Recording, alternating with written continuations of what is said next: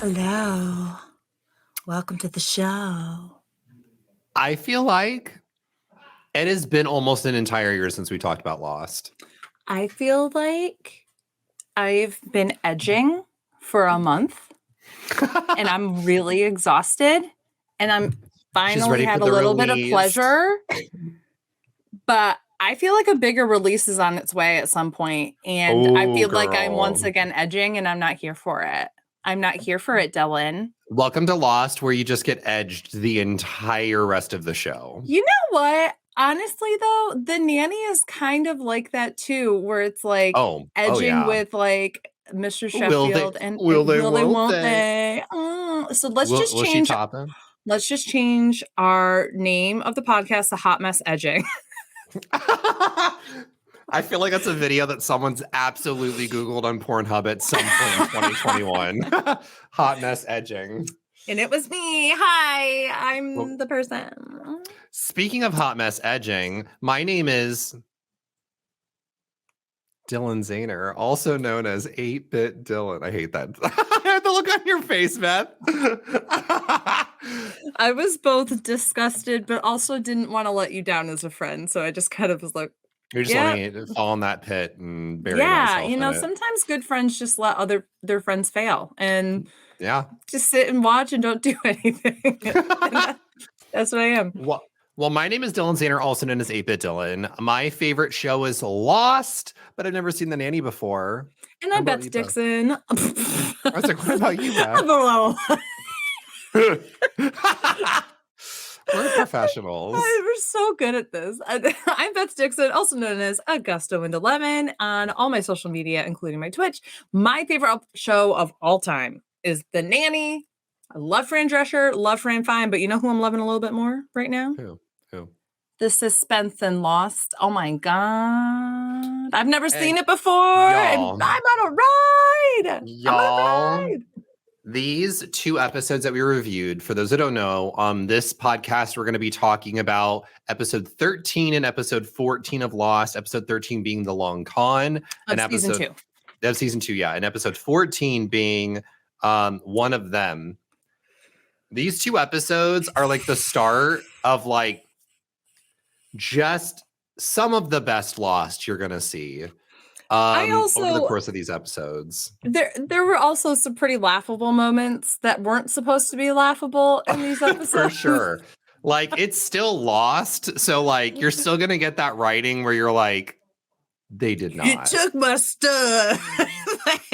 Oh my God, that was so funny. But I also like it because you can tell that the groundwork of what we were getting at the beginning of season 2, we're starting to get a little bit of payoff in the mid-season where it's like they've established like characters like Ana Lucia we don't like. Jack is on he's having a power struggle. This Jack and Locke power struggle. Power is a huge theme in Lost, and girl, we're going to talk about it later. That's why Kanye West wrote the song Power is about Lost. It is. Wait, you didn't write that song? Got her. I will say he's a credited writer. I go uncredited with all of my writing. Oh my God, I didn't know that. That's amazing. For those who don't know, it's like a bit of Beth where she writes every fucking song that's ever existed. And it's the worst bit to exist. I mean, there are some notable exceptions. I have been on record many times of saying I've not written anything that Justin Bieber sings. You're like, that's just a weird thing that. And then, happened. like, obviously, anything that's like super harmful to marginalized people, I have not written that. And like, you know, that I didn't write a lot of that kind of stuff. None of that. She did, in fact, write Don Me Now My Gay Apparel, but it was about gays, honey. I was talking about Pride, and they said, bitch, we like this so much, we're gonna do it for Christmas. And I said, good. Oh, you can't tell me Jesus isn't gay. Jesus is the biggest homo in the world. Like, literally, it was like, I want everybody to fucking come see me. I want royalty to come give me fucking gold.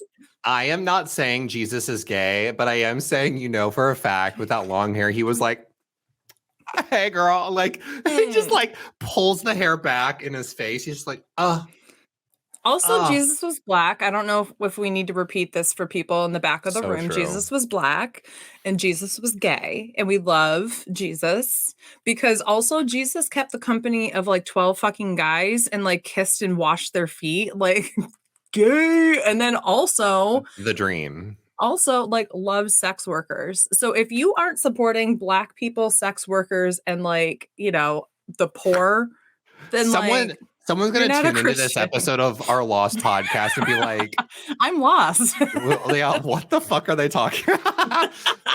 Well, if you are new here, this is a hot mess podcast where we talk about where the fuck we want. And you also get some Lost coverage and some nanny coverage as well. But this is specifically a Lost-centric episode that we're going to talk about.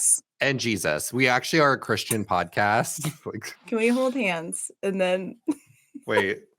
There. Oh, fuck. There. Yeah, there we go. Let us pray. Let us pray for Beth's sanity. Yeah. Can you hear my husband in the other room? I sure can. He's excited. He's that excited about these episodes. Speaking tongues, gay tongues. He's like, yes, God save me. Oh, yes. He's like doing like the weird fucking thing that white gays do. This is a reading from the book of Yes, Hunty. Can we just make a gay religion? Like, we just need it. It's called Drag Race. And you know what? It's not that good anymore. Can we discuss this real quick? Why the fuck? Who thought, which queer thought it was a good idea to have 12 plus different Drag Race seasons air the same fucking year? That'd be RuPaul. No one's watching them. Like that would be Fenton Bailey, actually. Let's be 100% real. The head of WoW Presents. Oh, it's gross. Like and here's the thing too, that like the tragic thing is that, and I'm fully a victim, or like I'm someone who hasn't done this, okay? But some of the best seasons are apparently España. Spain, yeah. Exactly. Thailand's amazing from what I've heard. Yeah, Thailand's amazing. I've seen the first season of it. Whew. I watched the first season of Canada. I watched the second season of UK. I have not watched Holland. I haven't watched España. I watched half of Down Under, was trash. We'll never return to it. I think Brazil is coming out soon. International All-Stars is coming out soon. It's insane. There's so much. There's so Philippines. Much, there's a Philippine season that's going to be coming out soon. There's a lot. There's one that's gonna take place actually in the basement of RuPaul's ranch. That's where RuPaul keeps the naughty gays. And it's a cast of all naughty gays. It's called RuPaul's fracking race. Yeah, they're like, who can get this oil quickly, honey? I hate this. Frack me in the ass. And they're all just fucking RuPaul. That's what we're getting at. It's just also look that up on Pornhub. Yes. Can someone frack RuPaul's hole fast enough? Let's get into these episodes though, because we have a shit ton to talk about across episode 13 and 14. So without further ado, let's get into Lost episode 13 and 14, The Long Con, and One of Them. So The Long Con. I need to know your thoughts, your feelings. This episode, I know, gooped you. You were, I know. No, I knew everything. Can I just give? You're about to do some slander. I'm about to slander you so hard. I'm about to slander you so hard. It's just going to be a whole bunch of lies about how I didn't know what was happening. So for those that don't know, we watch these episodes together on Discord, but we have our cameras on, but our mics muted. And in the Long Con, the whole purpose of the episode is it's a giant long con. That is the name of the episode. And so Beth was adamant that Ana Lucia was the person who was like perpetrating this entire con, was screaming at the camera like, it's fucking Ana Lucia. She was like freaking out because no one was understanding. And then when it was revealed, the look on your face was just like, you went like this. You went from like, you pretended that you had fucking known the entire time. You were like so confident, and you're like, mm-hmm. And I'm like, no, you didn't know. No, I don't think it was like a me being like, I knew. It was more like, okay, this makes sense. Like, I think that's okay. I totally read that the wrong way then. No, but here's I mean, for sure. I was sitting there in the beginning of the episode being like, it's y'all, she literally just told Jack, y'all ain't scared enough. And then Sun gets attacked. And clearly it couldn't have been Sawyer because Sawyer was with Kate, blah, blah, blah, blah, blah. Fast forward, I got gooped. I got duped. The writers did this. And I have to give them props because the writers of Lost have a very hard time doing stuff like this. Like, subtlety is not their strong suit. Typically whatever you think is going to be, that is what it's typically going to be. Right. So props to them because they actually did it this episode. Mama. But it is really funny going back through the episode a second time. There are clear hints like throughout the episode that it is Sawyer that is behind this, but you don't pick up on those nuances until you've rewatched it a second time. And I will say this too, like, after watching this now for my first time, I can think of things going back where I'm like, okay, it's weird that they would have had Sawyer and Charlie have that brief convo and have it go nowhere in the beginning if it wasn't going to manifest somehow. And then you see, we know that Sawyer's trying to get at Jack, that kind of thing. Why would he be talking about a long con with this other woman in a flashback if something's not happening in the present? Like those kind of things. And I'd have to say, I think this is one of the best times that the writers have ever tied together what was going on in the past to the present. And I really, really like that. So I have to say, this episode is about, this is a 9 out of 10 episode, I think. It's so good. The only thing that's keeping it back a little bit for me is literally that ending speech was like, what? So cringe. Wait, can I have it written down. I'm going to give my best Sawyer right now. Okay. All right, I would like to give my best John Locke while you're doing this. Ready? Like, I want to do for those that are Locke's on reaction. For those that are on video, you're missing out on. So come check us out on YouTube and give us a like. Thanks. Yeah, make sure to subscribe and leave us a review on Apple Podcasts. Smash that like button. Honey. Okay. Here we go. Okay.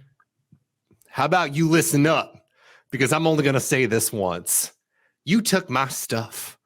While I was off trying to get us help, get us rescued, you found my stash and you took it. Divvied it up. My shaving cream, my batteries, even my beer. And then something else happened. You decided these two boys here were going to tell you what to do and when to do it. Well, I'm done taking orders. And I don't want my stuff back. Shaving cream don't matter. Batteries don't matter. The only thing that matters now are guns. And if you want one, you're going to have to you'll have to come to me to get it. Shove it in my shove it in my fucking hole and spit. No. And that's when Jack, Locke, and Sawyer had a threesome. Oh. And Saeed just kind of sat there angrily masturbating in the background. I'm here for it. I would watch it. So yeah, there was this like cringe speech at the very end. But wait, it's just like it's part of it's the writing, the words he had to say, but part of it also is just it comes like, you took my stuff. And he's like holding like a rifle. You took my stuff. You took my stuff and you divvied it up. But this was like, oh yeah. Well, here's the thing. I had to think about this a little bit, right? And you don't really have a lot of agency on this island. So I have to imagine that someone going through your things, like we see that this is a recurring issue with Sawyer in particular. Now, granted, Sawyer's not a fucking saint when it comes to this kind of stuff, but this would get you upset and riled up. You have very few possessions, very few things of agency and privacy and that kind of thing. And yeah, makes sense. And I like it because, again, with power being a theme, I like that we have now this third faction of sorts that is kind of taking matters into their own hands. Yep. Almost a fourth with the one of them episode was Saeed kind of taking actions into his own hands. And we will get into the action of Saeed's hands But are you Team Locke, Team Jack, or Team Sawyer? Like, who would you trust the most to be like the leader of this island if you had to put your faith into one of them? I have to choose one of those three? Yes. What if you had to? I'm not saying that that's the scenario they're painting, but right now, you're a Twilight girl. Team Jack or wait, what? Jacob. Jack is a werewolf. Here's the thing. Sawyer Here's the thing. Jack is 100% Edward. Yeah, for sure. 100%. For sure. I think that Sawyer is actually Jacob. Oh yeah, for sure. And I think that Locke is Carlisle. Yeah, buddy. So okay. Who do you think who would be the best leader in this scenario? I think Locke is the best leader. I think in this situation, first of all, he's proven that even though he has his own idiosyncrasies, issues, leadership positions, he has his own issues with power. Now that the hatch is getting taken care of, and people kind of had their roles and that kind of thing, he's not as like awful as he had been. Like, we got to get this hatch open. He still has issues. Yeah. But he thinks about the greater good from a much more practical sense. That's not it. Jack has lost all sense of Jack has realism, practicality. So hard. Like, the writers have done Jack so dirty. They're like, they fucking hate him. You know what? I hate him too, writers. Like, I sat there and like, I know this is jumping to the second episode, but I literally sat back and I went, what kind of person am I that I'm actively rooting against Jack as Saeed tortures this guy and beats him to death? This poor man. Essentially.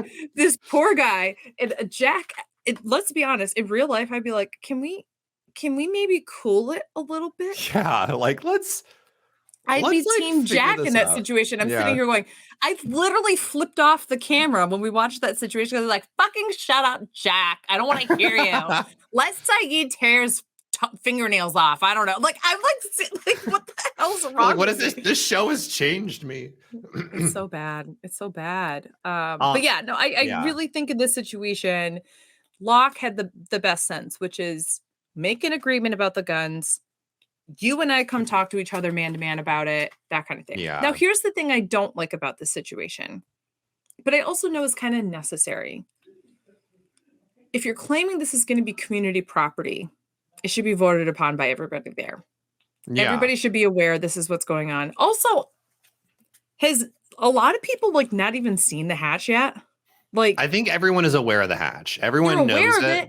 Yeah.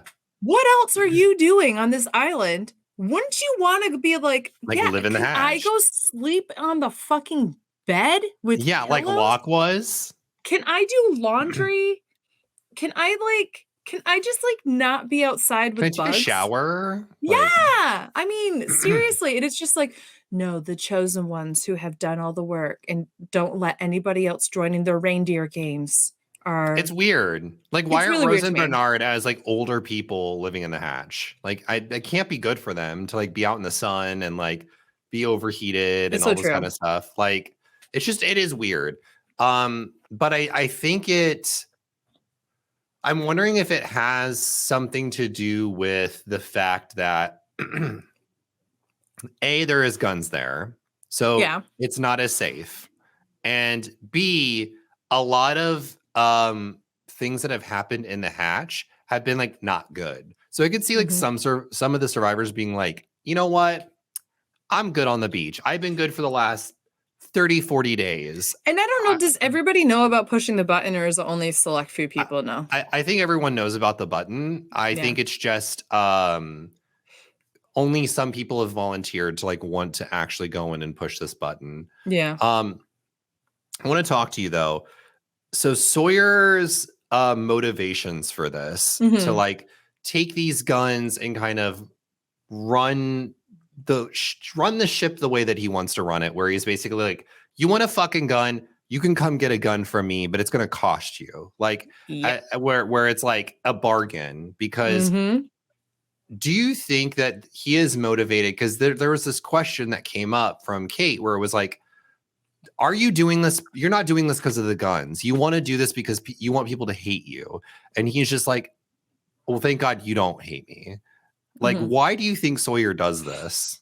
So I think that Sawyer, I think there's a twofold answer here. But my impressions is that Sawyer, first of all, is self-sabotaging in the sense that he hates himself so much and hates his life and things that he's done to people so much that he feels like he doesn't deserve things. Like, we've kind of talked about that before.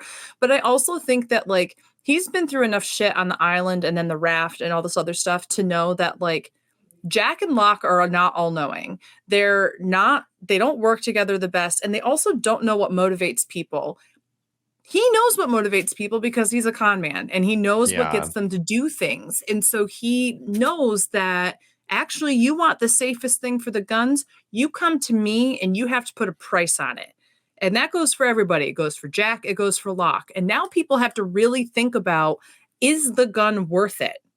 Yeah. And I think that he knows, like, this is the safest thing, because if you put it in the hands of John Locke and Jack Shepard, the two of them are literally just going to argue, and they're going to have their sides. It's going to be an arms race.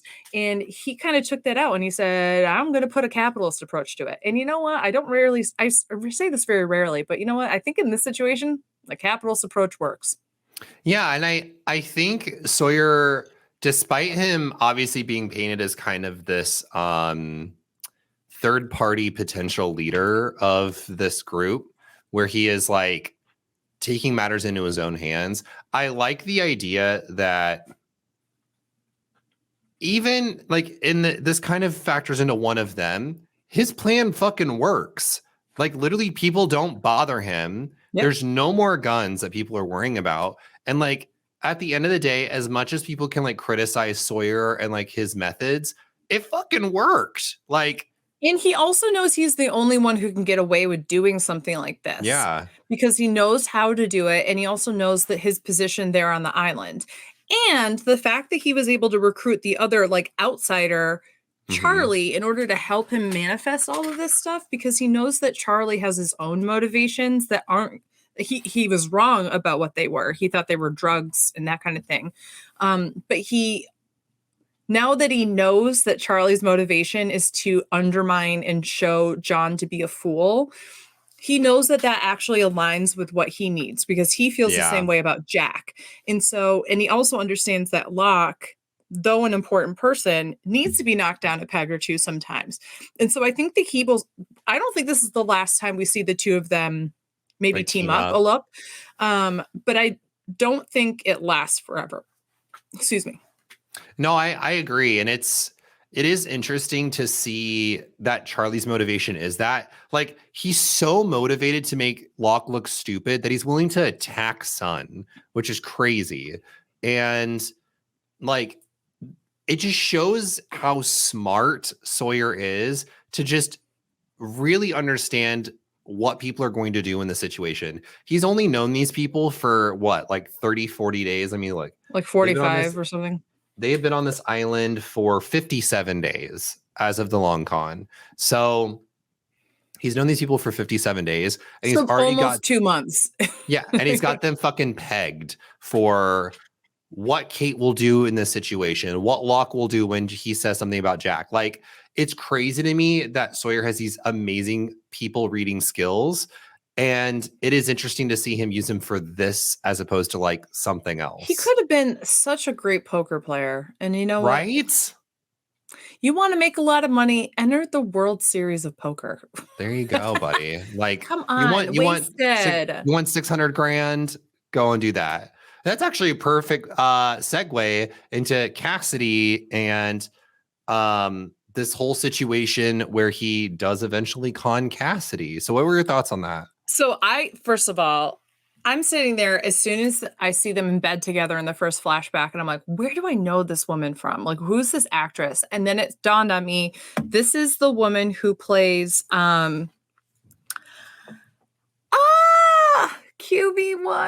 from Her name Friday is Night Kim Lights. Dickens. I know, but what's Saracen's mom. She plays Saracen's mom in Friday Night Lights, which is like one of my all-time favorite shows.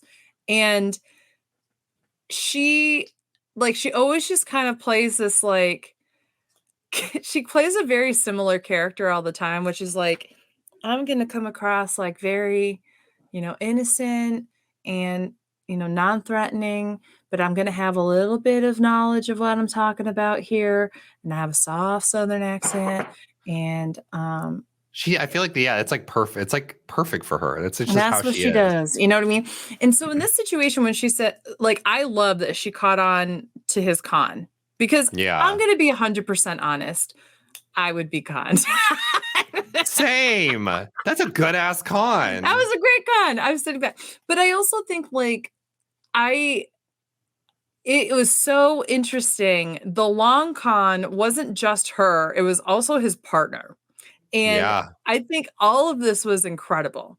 And I think that this is once again adding yet another layer of why Sawyer hates himself, is because he does form these connections of people that he does care about.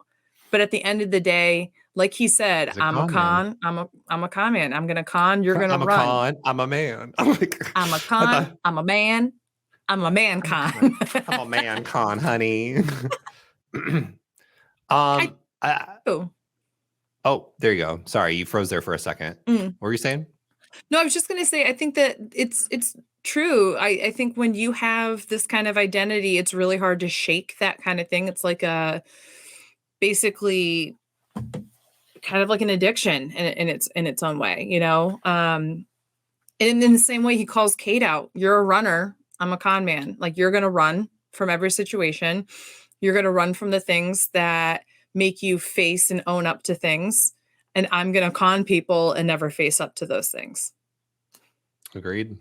I think it's so fascinating. I also really love, and I never noticed this the first time I had watched Lost, how many characters show up in other people's flashbacks.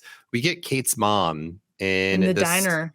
And we get Kate's dad later on in the Saeed episode. Yeah. Okay, that was amazing because I unmuted it and I was like, that was Kate's dad. I didn't even catch it. And the only reason why I knew is because I was like, that guy looks familiar. And then I saw the photo and I was like, that's a young Evangeline Lilly right there. So, yeah, it's crazy like how they are able to like funnel in all these connections, all between these characters. And I think it's really cool. Do you have anything else about? It's really cool. I think it's really cool. It's just really neat. You know what I like about it is that it's neato. It's kind of awesome sauce. And that is how you make Beth cringe. Do you have anything else about the long con? I mean, I just generally think that this was like a really great episode. I think it was built up. The pacing was great. I really enjoyed the flashbacks, everything that happened in between. And it had such a good ending. Not in terms of the characters. Like, I think that really fucked up a lot of relationships, but I think it was just in terms of like how well written it was. I really enjoyed it. 9 out of 10. Oh, there is one more thing. At the end with Hurley and Saeed with the radio, they pick up this like jazz station of sorts big band, like standards. Yeah. And so Hurley makes a really funny comment where he's just, I think it was legit though. Maybe, you never know, where Saeed's like, where is this coming from? He's like, we don't know where this is coming from. He's like, or what time? And then like Saeed gives him this look. It's like, I'm just kidding, dude. Yeah. But you never know because it is kind of old timey music. So it's purgatory. I mean, is that the music they're always playing in purgatory? Could you imagine? You only can listen to big bands. That's all you get. Yeah. In purgatory. Like, I mean, no, what I mean by that is we have so many like acronyms here, right? Where we're sitting back and we're like, okay, so oh no, Beth froze. Supposedly land, and then also the 16 years for the signal, and Danielle doesn't seem to think it's been that long. Like, there's some anachronisms there. So who knows? Who's to say that time is the same way? It's true. In this other realm that is purgatory. But we have at least a little bit something more to chew on for that time dilation, anachronism kind of theory with this like music potentially. Yeah. So let's get into now episode 14, One of Them. Thoughts, feelings, rating of this episode? So this episode, y'all know I love a Saeed episode. I love this episode. So good. It in a way that it was like super cringy, but not like in a bad cringe way, like cringy in like a I can't watch the screen kind of way. Yeah, it's this is probably one of the tougher this made episodes me feel to watch. Things. I felt a lot of emotions, as Dylan will tell you. I was disgusted. I was enthralled. I was horny. I was a lot of things. So this is, I'm giving this a 10 out of 10. Yeah. I was like, I had a feeling you would like this one, especially because it's a Saeed-centric one. And it's a really good Saeed-centric episode. It was really great. The acting range is so good. Dude, can we just give a shout out? What is the actor for Henry Gale?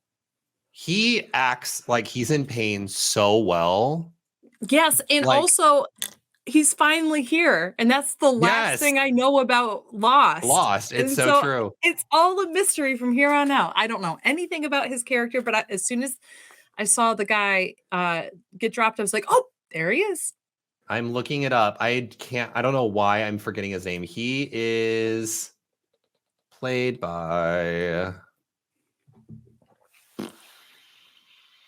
I'm gonna look this up. But I keep going. I thought that this was just such a good episode, and I also love this is once again it's not to the same effect that the long con was with the back flashes to flashbacks. I mean not back flashes. I have those back flashes, honey. Honey, no. The flashbacks were also amazing in how they tied into what the current story was. But what I liked the most about this episode just purely was character development. Like, we know that Saeed has done torture before, and we know, like, in the same way that we know that Sawyer's a con man. And what I really like about this is while we're not gaining new information in that way, we are gaining information of how they both read people. And I think what the writers are trying to do is really establish, like you said, other powerful players to like combat this ineffective leadership that both John and Jack have. And I'm really excited about it because if y'all will recall, I said Saeed was going to be the tiebreaker between the two. I didn't see Sawyer doing that. So like, it's kind of cool to see Sawyer in that game too. Yeah. But I think this episode set it up really well. The flashbacks were really intense. They tied into a really intense current day situation. Whoo boy. Yeah, it's great. And I hated this whole stupid tree frog side plot. That's the only thing. Actually, it's the only thing that makes me want to like downplay this to a 9, to be honest with you. And I actually think I am going to do that. This is going to be a 9 out of 10 purely because there was no point to it. Yeah, it was really dumb. I think the one verdict that you reach by the end of it is that Hurley doesn't give a shit anymore. I think the writers were like, because Hurley was getting so much criticism, the actor, for still being fat, for still having like all this weight. And so that was like the character telling the audience, I don't give a shit. I'm fat. Who gives a fuck? Like they wrote that in. But also it kind of showcases that Sawyer still needs people. Even though he has like kind of made an enemy out of everyone, he still needs to get on people's side if he really wants to be this like power player on the island. And I think he learns that lesson here. Yeah. Where I also, but it's dumb. It's still dumb. There are multiple reasons why it's dumb. The number one being, there's no way you travel that far for a tree frog that's that loud. Yeah. How is it that loud? They traveled like it was the same volume the entire episode. Even when he's holding it in his hand, it was the same volume as it was when he was laying in his tent in the beginning of the episode. So like sound editors, that's an area of improvement for the future. Just putting that out there. So, But secondly, like Like when he squishes the frog in his hand. No. It was like, gross. It was so bad. Like, at the very least, put him on the ground and stomp on him. Like, what are you doing? Just squishing in his hand? And the noise it makes, it's so sad. And Hurley's face is like... He's like, the fuck, dude? My face was like that too. I was like, to be fair, you and I both went... It's so gross. And we also know now from that side plot that Hurley has stored a little bit of food. And also, that is... gross about that ranch dressing. Room temperature ranch. Which, like, I don't know if y'all know this. Y'all can laugh about it. I don't give a shit. But I don't like ranch. I don't like blue cheese. I don't like mayonnaise. I don't like sour cream. I don't like any of that stuff. Here's the thing. I will eat sour cream if it's mixed in with stuff. So, like, for an example, if I'm making, like, you know, beef stroganoff and I need a little bit of dollop in there and it's going to get stirred in, that's fine. I don't care. Yeah. Because I worked at a diner where I had to hand wash dishes, they would not give me gloves. I had to have all that stuff curdle, and it has made me forever sick, and I will never appreciate it. So the idea that there's just a tub of room temperature ranch that he's just eating nonchalantly in the jungle. I don't even know what he was eating. It was like a mango. I'm like, why are you defiling mango? That is your purgatory. Forced to have to eat room temperature jar of ranch in a jungle. That's the challenge I have to face in order to figure out where I go. You're sweating in this jungle. It's so hot. And they're like, eat this like very warm ranch using... I swear to God, there have been times I've watched Survivor, like eating challenges or whatever, or like Dragula or something. And I've thought to myself, this is really gross, but I think if I was under the gun, I could do this. If somebody literally said, Beth, we need you to eat a head of garlic and drink some like blood, I'd be like, oh, that's gross, but you know what? It's for the show. If they were to then say, all right, Beth, now we need you to drink a glass of ranch, I would be like, I would quit. I'm walking. Like I am walk too. I am no way. Could you imagine? Is that sad? I'm the same way. I would drink a little glass of pig blood before I would drink a glass of ranch. And you're a vegetarian. Yeah. Like, I'm like, you and I would be the worst. Could you imagine? It's like Beth and Dylan. Vomit. You were up for extermination, and we're like, oh no, what's happening? Are we like leeches, needles, getting shocked, whatever? And they're like, those you have to drink. Easy. They're like, no, you have to drink ranch, and you're like, we're walking. Beth and I are both out of here. Bye. This has been great. Thanks, Boulets. Toodles. Yeah. That's so gross. I can't like drinking condiments is just the grossest idea to me. Okay, when I was in high school, I was on the swim team, and my school was at I had a school record. Thank you so much. It got broken 2 or 3 years ago, and I had it for like 12 years. It was great. Oh my God. It was very slow in comparison to most people, so I'm not actually going to say what the record was because I'm embarrassed by it. But anyway, so I was on the swim team, and our school was one of the farthest, like on one end of our district, and then most of the other schools were like in the middle or on the other side. So whenever we had to go to, there was a couple schools that we had to face that were 2 hours away. So we would have to get on the bus, leave at like 12:30, which was the best. I loved those. Oh God, we got to go to Malone.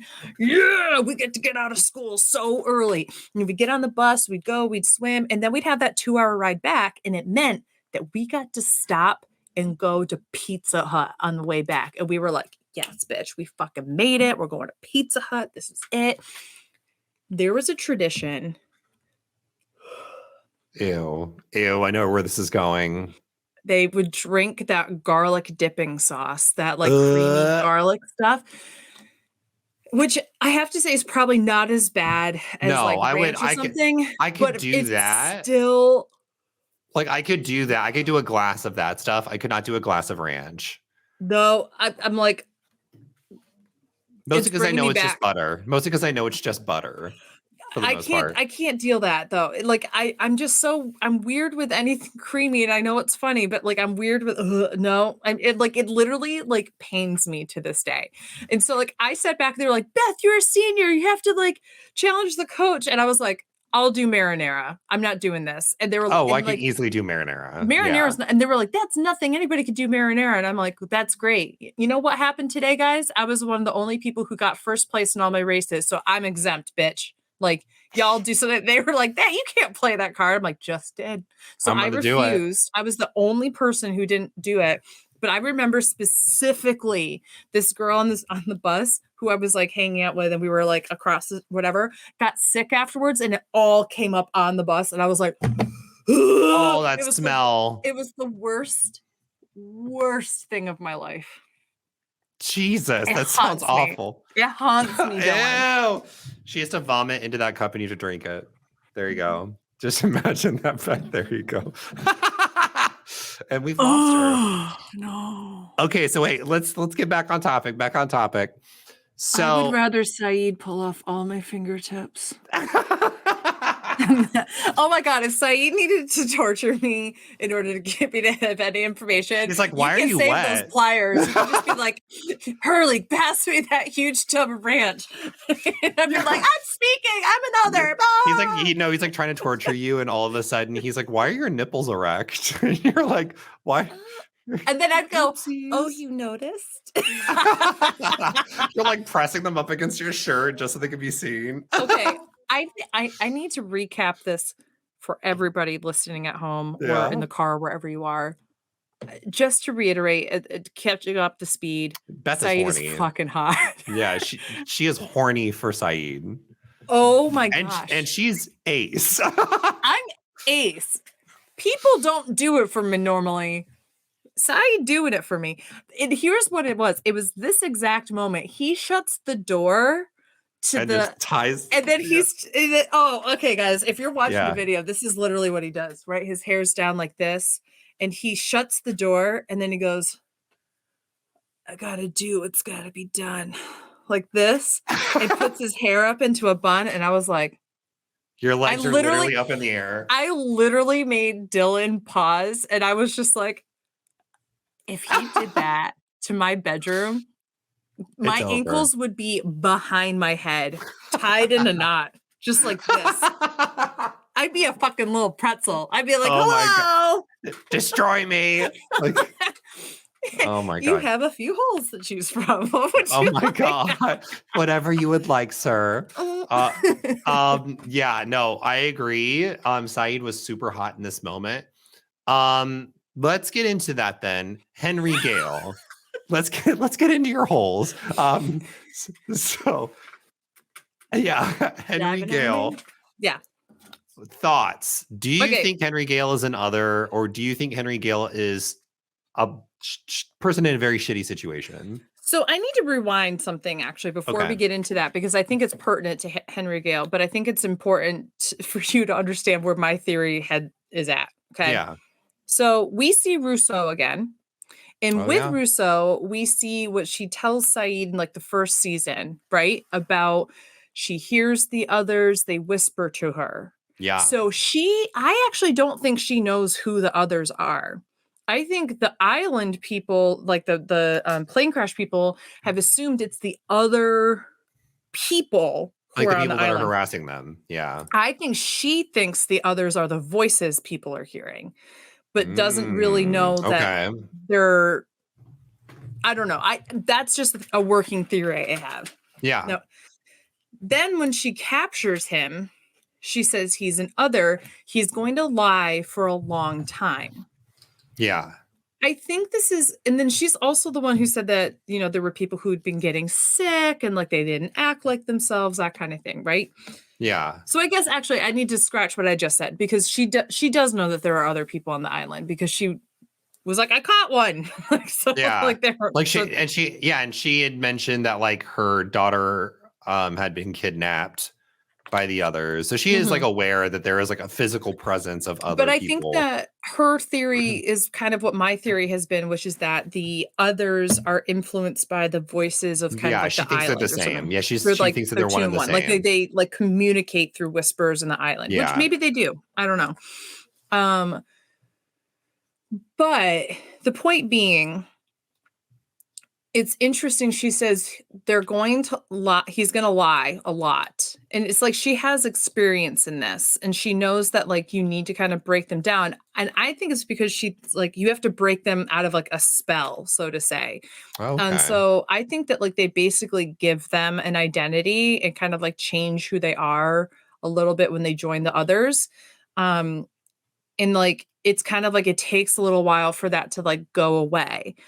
Okay. What I think Saeed is doing wrong is like he's trying to get it to go really quickly because he's a torturer. He knows the stuff, he can get information out. What really he was trying to do is determine if this person is an other or not. Excuse me. Yeah. I think if he'd been reading between the lines, he would know like if we know this guy's an other, I don't think he's a threat by himself. Like, yeah, I think that we just need to like, we can keep him tied up, but like maybe not beat on him. I don't know, something like that. And then hope that like while you're continuing to work with them and like question him and do that kind of stuff, maybe that breaks him. But that's where I think like the middle ground, that's like my working theory there. Okay, so it's like Henry Gale is another, but maybe he doesn't know he's another just yet because like his memories have been maybe altered or he's been given a persona that's not his own or something of that sort. And here's the thing, and I completely agree with Saeed. He's like talking about as if his wife just died 3 weeks ago and that he just buried her. You're telling me he's not going to at all be emotional about that, like traumatized, telling that story or something. It would have been one of the first things he says, right?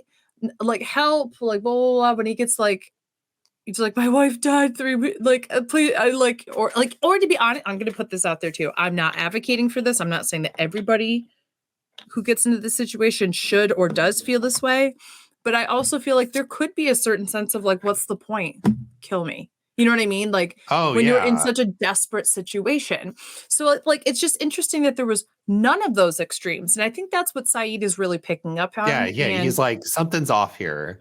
And Saeed clearly lost somebody and knows what you would feel in the situation. Yeah. And now it's like all making sense. I'm like, they literally killed Shannon in order to give Saeed this moment. And I'm so here for it. Bye, bitch. This is Shannon, you're not really adding anything, but you're about to. Yeah, and post-death. But I also like that we're finally getting like more character for Sawyer or for Saeed. Me where too. It's not just I'm now in love with Shannon. I'm bye. You'll never see me again. Like I thought you said I'm now in love with Shannon. I'm bye. And I was like, yes. and then he bottoms for Henry Gale. He's tapping. Sorry about that. Either hole. Now he's got one in his shoulder. Hey. So I like that idea where it's just like, is Henry Gale? I think that's like the running question right now. The big question is Henry Gale someone to be trusted, or is Henry Gale a victim of what these survivors have gone through? Like, is he could Henry be both. Gale, he could be, but is like Henry Gale the person that will kind of be that punching bag? Because it seems like these people need an outlet. Yeah. Whether that's like Jack exuding his power, Saeed through his trauma. Whether that's like Locke who needs to like fix someone or hold something over on Jack. Like, there's all those things. Like, soon it's going to be Charlie comes in there and like, you know, tries to coke with them. Does heroin with them. Or steal his baby. No, I think that there's so many things though that I think like, I think he can absolutely be a punching bag. Yeah. And also legitimately be someone who is an other or whatever. Like it could be both. And I think because of the trauma they've been through, I don't know if he's a threat. That's the thing. Okay. Like the others, in my opinion, from what we have seen, yes, there are some that are threats, but not everybody is a threat. Like they have fucking children. You know what I mean? Like that's some evil ass kids. No, it's evil. But and like I really think that if they're the others, what was his name? I always forget his name. Who was with what? When we were talking about evil ass kids, I'm thinking of Scary Movie 2 or no, Scary Movie 3, where he's like used to like scare the horses, steal the remote. Really fucked up shit. Yeah. My wife drowned her in a well. I thought a simple timeout would have done. fucking love that movie. Oh, George Carlin, R.I.P. Yeah. So I think that I knew it too, and I just was like, I'm just gonna keep going, and then but I really do think that the others are supposed to be people who are quote unquote good, right? They kept taking people who were good people. So there is something, and there's something about the island itself, because why draw that one line? And if the others really cared, they'd go to that part of the island. So that tells me that there's something on that part of the island that like defects people or whatever the case might be. Okay. Yeah. So yeah, that's basically what I'm getting at there. No, I think that's like super interesting, and I think it paints, at least for this episode, Saeed in a different light, where he is like a damaged man. He clearly had feelings for Shannon, even though we don't want to recognize that he has feelings for Shannon. He must have had like some intense. He fell in love hard and fast for Shannon. Yeah. Whether or not Shannon actually reciprocated, that could be up for debate. But like, he definitely fell did. She was hypnotized on that island, and you know what? I don't blame her. Yeah, you're like same girl. You and Shannon are very similar now. You're just like her. For those on audio only, you're missing out on Beth's face right now. If my video had frozen right then, that would have been great. That would have been amazing. So there's another really good line that Saeed says to Charlie at the end of this episode, where he says, Jack and Locke have forgotten how bad the others are. And I think that this coincides with what you're saying, where you're like, the others consider themselves good people. Maybe they're not all bad. But like, Saeed is of the mindset they are all bad because all they've shown us is bad things. But here's the other thing too. Yeah. Saeed has been a victim multiple times of war, where he has to have the mindset of good and bad. Yeah, the enemy is the bad guy. And then he gets shown that there's a middle ground. And Jack is being constantly challenged with good and bad. And Locke is being constantly challenged with good and bad. And you have characters like Charlie and Sawyer and Kate and Ana Lucia, and these people who are a little bit more gray, who are bad in some ways, but are also probably good in other ways. And I think that you have these characters that just don't see the gray in the situation and can't see themselves reflected that our community is full of people who have messed up, but are also good people. And so maybe the others are the same way. And so that's what I think is just interesting about this whole show. And we also know that there's a whole theme of black and white, but really the color is gray, you know? Totally. So. Oh my God, you're so deep. Nice. I also want to talk about and get your theories on this button, because the button goes past 0.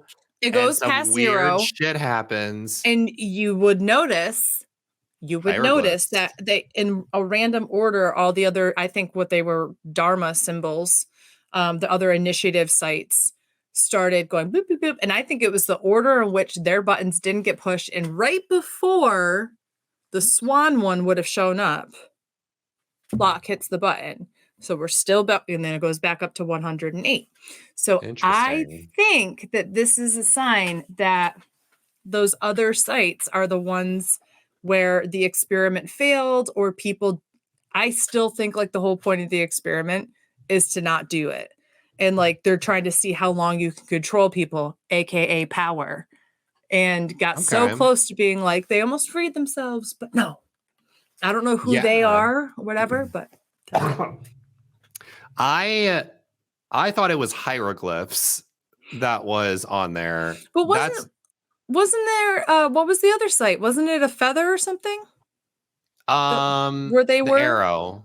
An arrow? Oh, okay. Maybe I'd have to go back now and watch the episode. But there was a feather, there was a bird.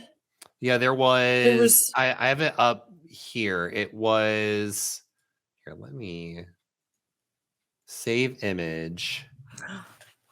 Can I do this? Share? I'm going to share it. Oh, okay. For those that are on, I'm trying to figure out how to do this. For those that are on audio only, we'll have to describe what it is that we're showing. Don't know how to do this. So you have to add it in the you have to do like it's not an overlay. No. So you do share down at the bottom. Oh, I was gonna upload it. No, just share your screen. Okay. I'm gonna share my screen. And then you can just choose the tab. Okay, there we go. So this is the hieroglyphs that we saw. So I thought, and then the one on the very left turns to like a feather or something. So I thought one of these matched the Dharma Initiative images. I mean, it could. It could be from the site where they found like the back part of the plane had been. So I thought that these were some of the other Dharma Initiative places. I thought it was a penis. Yeah, I'm not sure. That looks kind of like a vacuum cleaner, like the middle one. Like it's a vacuum cleaner, a bird, and a needle or something. Yeah, and that one just looks kind of like a wishbone or something. Like, I don't know what's happening there. Or like a crutch that's upside down. I don't know what's happening. Look at like a But it is weird. And like the beeps got super loud. There was like this humming noise. There was like these fucking black and red symbols and shit like that. So you're excuse me. Puberty? Yeah. Oh my God. I'm a man now. What's up, everyone? Did your balls My name's David Dillon. What's up? What if all of a sudden it did? Like that's just how I talked going forward for the rest of my life. It's just super deep now. Hello. No. So your theory is that this is all an experiment and that if I just want to set it for the record, so that way when Beth's right, or wrong, we're not sure. Never happens. But with this, that is like an experimental site that the point of it is to see how long it takes them to not press the button. And it does feed into that power theme that we've been kind of going about, like getting people to do things, especially with the long con, getting people to do things that they come up with the idea themselves, even though it's what you want them to do, which is very much like pressing a button where it's exactly. And I didn't tell you needed to press it, but you need to press it. That's exactly what my theory is. Yes. And then there's like pink alligators that show up too. I remember you discussed that. You're like, there's pink alligator. The look on your face, you were so confused. I was like, did I have a gummy before I said that one time? Because I don't remember A and B. I'm like, no, you definitely did not mention any pink alligators. It'd be fucking stupid. I would have called you out on that BS immediately, Beth. So, that's funny. Any last thoughts on these two episodes before? No, I just got to give my MVP and LVP. Yeah. So who's your MVP and LVP for the long con? Only because I think it was amazing. I'm giving MVP to Sawyer. I think hell yeah. I mean, not because he's good, but also kind of because he's good. I don't know. It's an the guns are off the streets. Yeah. So. LVP, I'm giving that to Jack just because, like, what I literally also another point. I was like, every single episode, Jack gets upset and he goes like, meh. John, when are we gonna do? Meh. And no one's listening to me. No, it's John. Like it's awful. Like John Locke. John Locke. Stop it. Like it's awful. So I'm so annoyed with him. So that was that. And then for MVP for the Saeed episode, it's like you got maybe give it to Saeed? I think I'm gonna give it to Saeed, but again, not because he's good, but because like he's the MVP of the episode. You know what I mean? Like it's just like he's clearly the MVP of the episode. You're dickmatized. You're so dickmatized by Saeed. But I'm not giving LVP to Jack because I do believe that Jack was right in that situation to not torture this guy immediately. Yeah. So who's your LVP then?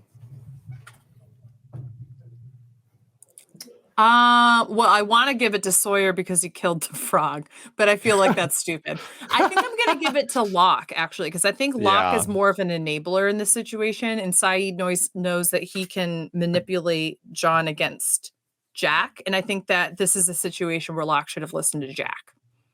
And it's also one of those things that Locke is only willing to potentially save Henry Gale's life because the button. Like something about the button. Like he doesn't actually give a shit about another human life in this situation. He gives a shit because, oh, fuck the button. I care more about the button. And I also think that he just generally like, I think he understands what Sayid is doing, but I think he cares more about kind of one-upping Jack and like taking the power from Jack in this situation, more so than he does figuring out if Sayid is correct or not. You know what I mean? Yeah. So I'm going to give that LVP to Locke. So there we go, everybody. I gave an LVP to Jack and an LVP to Locke. There you go. We love that. And the two characters that were both bad, but also clearly the MVPs of their episodes got MVP. So it's beautiful. And that's how it should be. So next week's episode, this one is not, Are we watching 2 next week or just 1? No, we're just watching 1, but the week after that, we're going to be watching 2. Okay. So the next week's episode is one called Maternity Leave. Okay. Who do you think it's about? Ana Lucia. It is about Claire. Damn! I thought it was too obvious. And all I'm going to say, it is the first episode ever in Lost where the flashbacks take place on the island. Ooh. Yeah. So Is it her flashbacks to when she was kidnapped? You'll have to wait and see. Can we watch tonight? No, we cannot watch it tonight. Like I said, good ass episodes consistently from here on out. Like, I'm holding you to it. No, for real. I can't think of a single episode. Maybe one that I remember being like, I don't know if I like the flashbacks in X episode, but like overall, I love the rest of season 2 because I feel like it is Lost getting into its groove and understanding the kind of show that it is. You're getting character moments, character drama. You're getting mysteries. You're getting answers to the questions that you want, but also new questions are getting proposed to you. And that leads into like a phenomenal season 3 premiere. Like the premiere of season 3 will shake you to your motherfucking core. Like I cannot wait. I can't wait either. It's going to be so good. Okay. So thank you all so much for listening in to today's podcast episode. If you are new here, make sure to go check us out at Hot Mess Moments on Twitter. If you want to get updates to all of our upcoming episodes, we sometimes just post dumb stuff on there as well. And if you want to talk about Lost, you can hit me up at 8-Bit Dylan on Twitter. And if you want to talk about the Nana, you can hit me up at AugustaWind11 on Twitter as well. Yeah. So thank you all so much. We will see you next week with maternity leave. We're not going on maternity leave, but that's the name of the episode. I have had plenty of food baby this past couple of weeks, and I should be going on a maternity leave next week. So new year, new me. Beth will be replaced by a chair. It's as entertaining. I mean, you want to get sat on by Sayid, so that's where I was going with that. The way that you would love to get sat on by Sayid. I would like to sit on Sayid. I mean, that too. Best face. Okay, I need to leave. All right, y'all have a good week. We'll see you all next week. And until then, bye. Bye.